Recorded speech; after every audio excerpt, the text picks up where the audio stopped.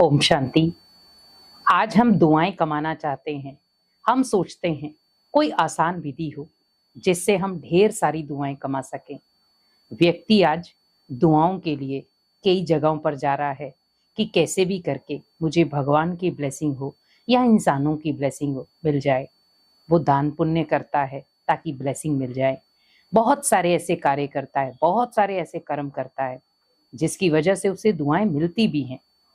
लेकिन हम फिर भी सोचते हैं कि जैसे हम अनेक आत्माओं की दुआएं एक साथ ले पाएं और वो इजीली भी हो, क्योंकि हम बहुत सारी ऐसी चीजें करते हैं, कई बार खुद को चोट भी पहुंचाते हैं दुआएं लेने के लिए। लेकिन अगर कहा जाए आपको कि आप बहुत आसानी से दुआएं कमा सकते हैं, तो कौन सा एक ऐसा मंत्र है जिससे आप दुआएं आसानी से कमा सकते हैं और आपके जीवन में ढेर सारी दुआएं होंगी? वो मंत्र है दातापन। क्योंकि जब आप देने की भावना रखेंगे और उसमें भी आप निस्वार्थ भावना जोड़ेंगे, तो ऑटोमेटिकली आपके पास ढेर सारी दुआएं होंगी। क्योंकि आज व्यक्ति दुआएं तो कमा रहा है, पर दुआएं कम क्यों हो जाती हैं? क्योंकि उसमें ये सोच लेता है मैंने किया, मैं कर सकता हूँ। कई बार हम दुआएं कमाने के चक्कर में बहुत सारी ऐसी चीजें कर जाते हैं जो किसी को नीचा भी गिरा देते हैं। लेकिन आप हमेशा याद रखें, दुआएं कमाने के लिए आपको किसी को नीचे गिराने की जरूरत नहीं है। दुआओं में अगर निस्वार्थ भावना हो, वो दुआएं फलीफूल भी होती हैं, फलदायक होती हैं। और आपने कई बार देखा होगा, हॉस्पिटल में मरीज है, लेकिन डॉक्टर लास्ट में आपको क्या कहते हैं? ओनली इसको दुआएं बचा सकती हैं, आप दुआएं कमाएं। क्योंकि दुआएं कई बार बीमारी में भी हमारा सुरक्षा कवच बन जाती हैं। बिजनेस में अगर हमारा उतार चढ़ाव हो रहा है, तब भी दुआएं हमारा सुरक्षा कवच बन सकती हैं। तो क्यों ना हम ऐसे कर्म करें जिसकी वजह से हम दुआएं कमा सके। व्यक्ति कोशिश तो करता है लेकिन कर नहीं पाता। आज से आप सोचें, अगर मुझे ढेर सारी जीवन में दुआएं कमानी हैं, तो मुझे क्या करना है? दातापन लाना है अपने अंदर और एक निस्वार्थ भावना।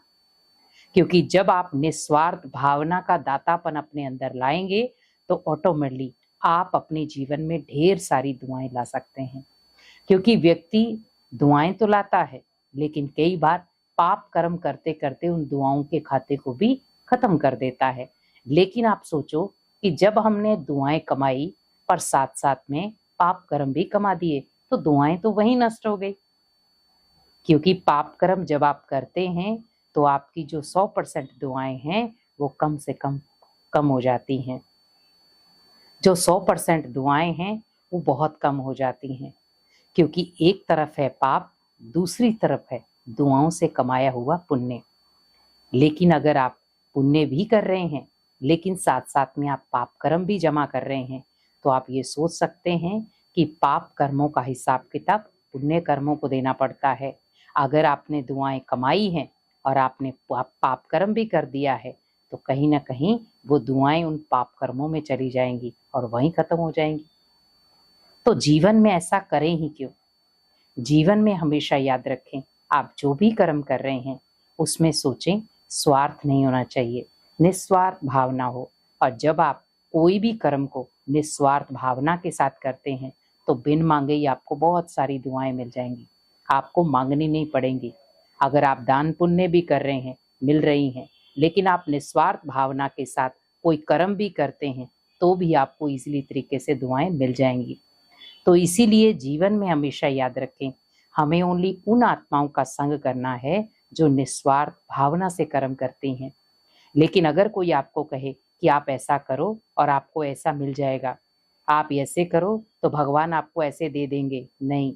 मुझे भगवान को अपने माता पिता के रूप में देखना है कि जैसे बच्चा एक माता पिता की निस्वार्थ भावना से सेवा करता, वैसे मुझे भी भगवान की निस्वार्थ भावना से सेवा करनी है, जिसका मुझे बल भी मिलेगा, फल भी मिलेगा। क्योंकि दुआएं हमारे जीवन का सुरक्षा कवच हैं। लेकिन जब हम उसको दातापन के साथ, निस्वार्थ भावना के साथ कमाते हैं, तो वो कहीं ना कहीं हमारा सुरक्षा कवच बन जाता है। इसीलिए हमेशा याद रखें, कर्म हमें वही करना है जो जीवन को श्रेष्ठ बनाए, कर्म वही करना है जो हमें दुआएं दे, और कर्म वही करना है जिसमें दातापन हो, निस्वार्थ भावना हो। हमें ऐसा कोई कर्म नहीं करना है जिससे भगवान भी हमें देखकर शर्मिंदा हो जाए और लोग भी हमें देखकर शर्मिंदा हो जाएं। आज हम बहुत सारे ऐसे पाप कर्म कर रहे हैं, पर अब वो समय नहीं है जहाँ पर हमें पाप कर्म करने, अब समय है पुण्य कर्म करने का।